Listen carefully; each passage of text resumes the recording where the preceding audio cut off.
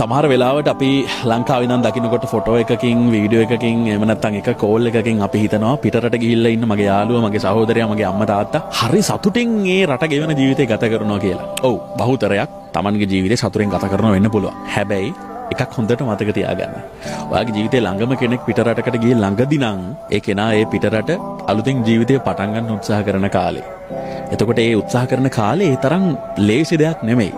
ඒක හරි අමාරුයි. සමහර වෙලාවට ලැන්ග්වේජ් එක ඉගෙන ගන්න සිද්ධ වෙනවා. ඒ අදාළ රටේ සංස්කෘතියට අනුගත වෙන්න වෙනවා. අම්මා හැමදාම අතර ගෙන දුන්නු බත් මුල නැති වෙලා යනවා. පාස්තා එකකට පීසා කෑල්ලකට සීමා කරන්න වෙනවා. ලංකාවේ ඉන්නකොට අපිට මේ දේවල් රහ කෑම වුණාට පිට රටකට ආවට පස්සේ අපිට ලෝකේ තියෙන රහම කෑම එක වෙන්නේ අම්මගේ කෑම එක. ඉතින් ඒ හැමදේම අපිට අතහැරලා දාලා ජීවිතේ මුලින් ඉඳන් පටන් ගන්න වෙනවා. ඒ නිසා ඔයාගේ ජීවිතේ බොහොම කෙටි කාලයක් ඇතුළත ඔයාගේ යාළුවෙක් සහෝදරයෙක් අම්මා තාත්තා වේවා පිට රටකට ගිහිලා ජීවත් වෙන්න උත්සාහ කරනවා නම් හොඳට මතක තියාගන්න. එයා යාගේ ජීවිතේ ඉතා